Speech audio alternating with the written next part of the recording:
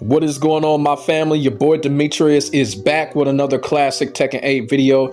Here we are going to talk about what is going on with the Tekken community once again. You know what? This thing that's going on when it came to that Tekken talk, it has basically made the Tekken community go back in shambles once again. It is absolutely hectic what's going on with the Tekken community right now.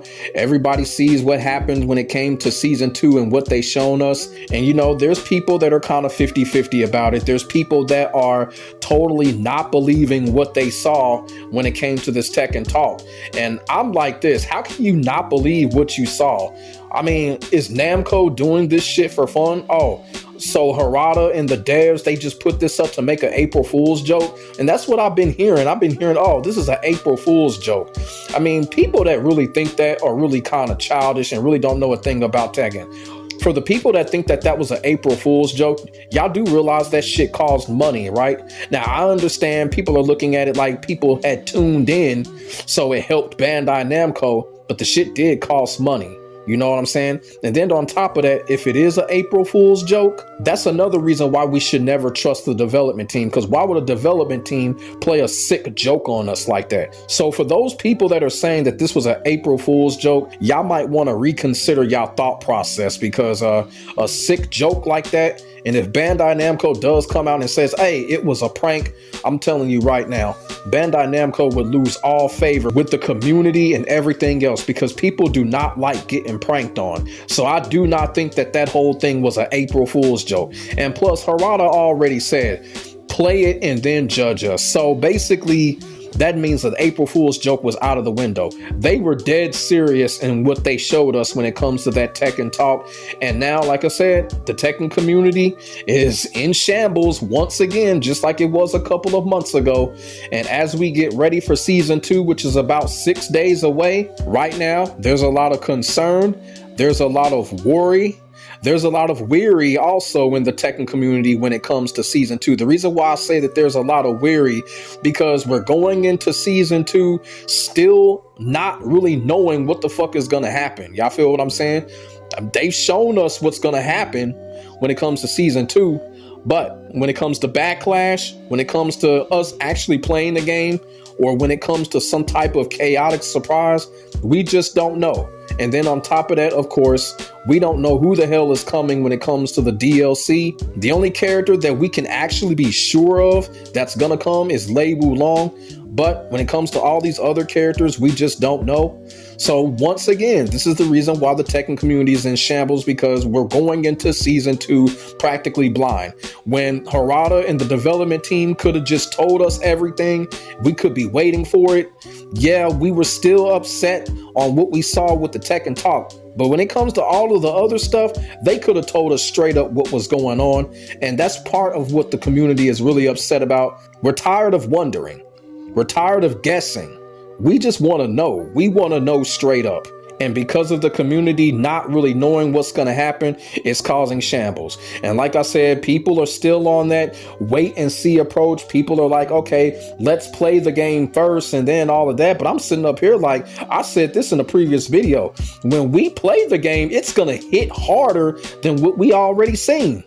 When we play the game and that shit that we saw in that Tekken talk starts to hit us, oh my God. Talk about judging. Oh, it's going to be judgment. It's going to be judgment. So I don't understand why people are like, oh, let's wait and see. Let's wait to play it. I mean, wait to play it. It's going to be even worse, because we are going to be at the end of the stick when it comes to that shit that we saw in the Tekken talk. So I don't understand why people are sitting up here like, oh, let's wait to play it first. Yeah, wait to play it first. Man, yeah, it's going to be a lot of devastation. But when it comes to the Tekken community, people are speaking up and people are not happy. Either people are not happy or people are concerned, and various people around the community are speaking their opinion and speaking their concerns about what's going to go down when it comes to Tekken 8 Season 2. And when I tell you people are speaking up, I mean big names are speaking up right now when it comes to Tekken 8 Season 2. You got a tweet right here that comes from Nee. Nee is another person that has voiced his concern for Tekken 8. You know, throughout Tekken 8's tenure, you know, Nee has been very vocal when it comes to Tekken 8 and the things that are going on with the game. And this is what Nee had to say. Not all the information came out, but Season 2 looks even more chaotic after the talk show. Now, for those that are probably wondering what Nee meant by not all the information came out, he's basically talking about the character patch notes and stuff like that. You know, who's going to get nerfed, who's going to get buffed, you know, property damage and all of that. We don't know none of that shit right now. You know what I'm saying? When it comes to the new moves, the property damage on the new moves, the plus minus frames on that, it's just so much things that they didn't show that we really need to see. And that's one of the things that people are upset about. And that's one of the things that Nia is upset about. He wants to know, you know, the properties of all of these moves, like the total nerfs and the total buffs. Y'all feel what I'm saying? So hopefully they'll probably show that probably Monday, something like that. They got to show it before Season 2 actually starts. That'd be kind of ludicrous for them to actually show that shit after Season 2 begins. That's in my opinion. So maybe sometime around this upcoming Sunday, maybe Monday, they're going to show us the patch notes, and then we'll finally get to see everybody that done got buffed and got nerfed, you know, property damage, frame property and all of that. Hopefully they'll show us that within the upcoming days. Next, you got Speed Kicks. And, you know, Speed Kicks has been very vocal the last couple of weeks, especially when it's come to the whole North America versus Europe controversy. But Speed Kicks says this: still cannot have a judgment until I see all of the changes. But what they chose to show was not good. It was all, check this out, new stance 50-50. Oh, and look at this, removed combo skill. And last but not least, homing plus chip damage king throws. Yeah, man, that shit is crazy, man. You know what, man? Oh my God. You know, when it comes to King, I don't know yet, but I have to come across a really, really good King player, kind of like a God of Destruction King player, to really place full judgment on that. And if it's some type of nightmare situation with King, I'm gonna tell y'all right now, King is gonna be a character that I'm not gonna rematch.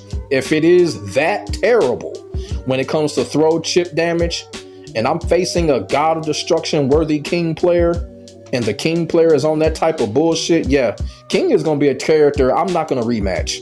I'm not going to rematch. I'm just saying, if it's that devastating, we don't know how devastating it's going to be, but you know what? Just the thought of it is devastating. You know what I'm saying? But yeah, but King, I'm telling you right now, King might be the new Dragunov because of this. You know, now I know other characters can throw you and there's going to be chip damage off of that, but we're talking about King. King is a character that needs to throw you, and King is a character that until he gets his way, he's not going to stop. Like I said, that's going to be some crazy shit going on when it comes to that fucking chip damage throw shit, especially when it comes to a character like King. So this next one here comes from King J. This is what King J had to say about the whole situation. This is coming from a place of care for the game. I don't think a single soul asked for receiving chip damage for breaking a throw.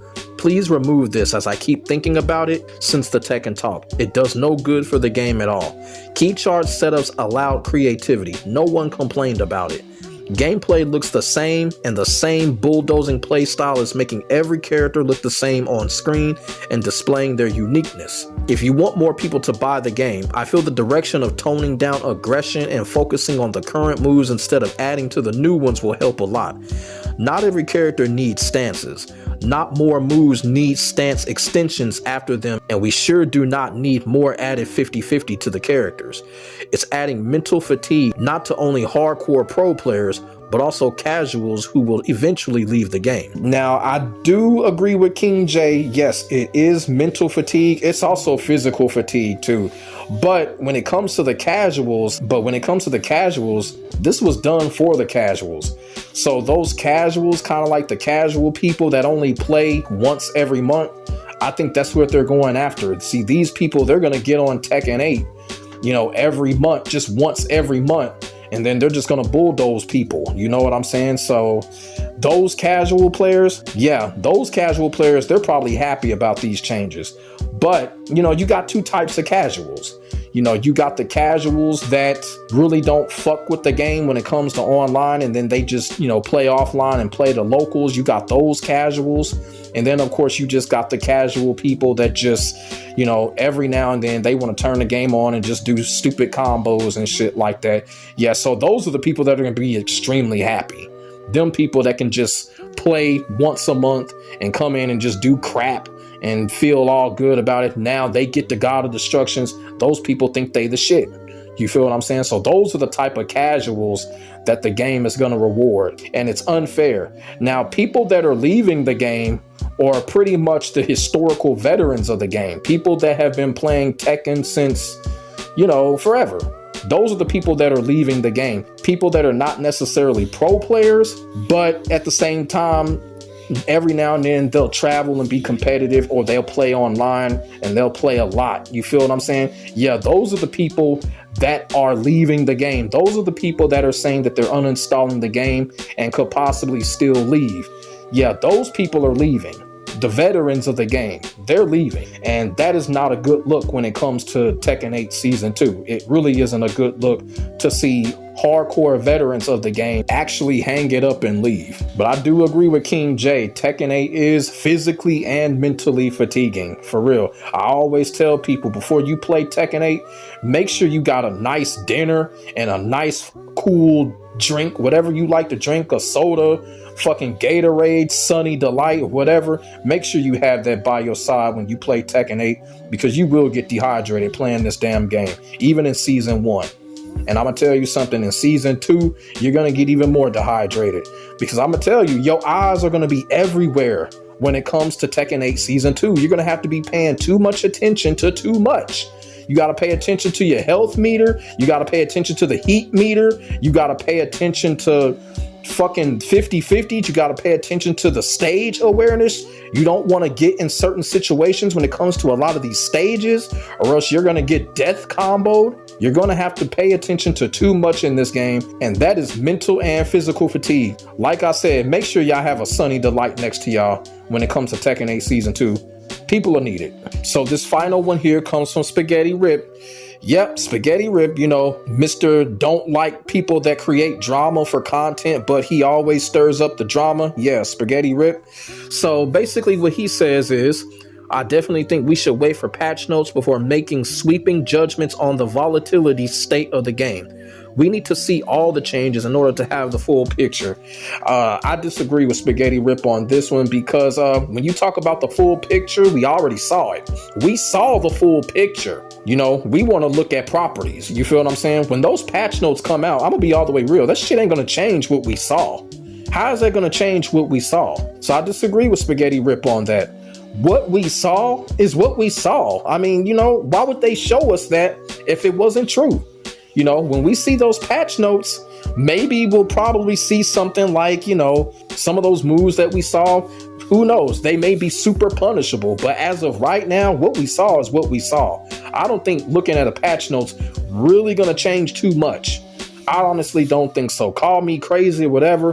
When we see those patch notes, it's not really going to change what we saw. It really isn't. Because we got to keep it all the way real. When it comes to all that chip damage, those 50-50s, more broken moves, what is the patch notes ultimately going to do? It's not going to band-aid the game at all. So we got to be real when it comes to that shit. But, those are just a few people that have come out and have spoken their concerns when it comes to Tekken 8 Season 2. And like I said, man, Tekken 8 Season 2, man, it's got the community in shambles right now. And come next week, I'm telling you, it's off to the races. And like I said, man, what we experienced in Tekken 8 Season 1, I think it done got amplified. I think right now, when it comes to Tekken 8 Season 2, what the dev team really want, I think they want a rat race. I think that's what they want when it comes to Tekken 8 Season 2. They just want to see who's faster at everything, who can hit their opponent faster, who can get off a combo faster, who can climb the rank faster, stuff like that.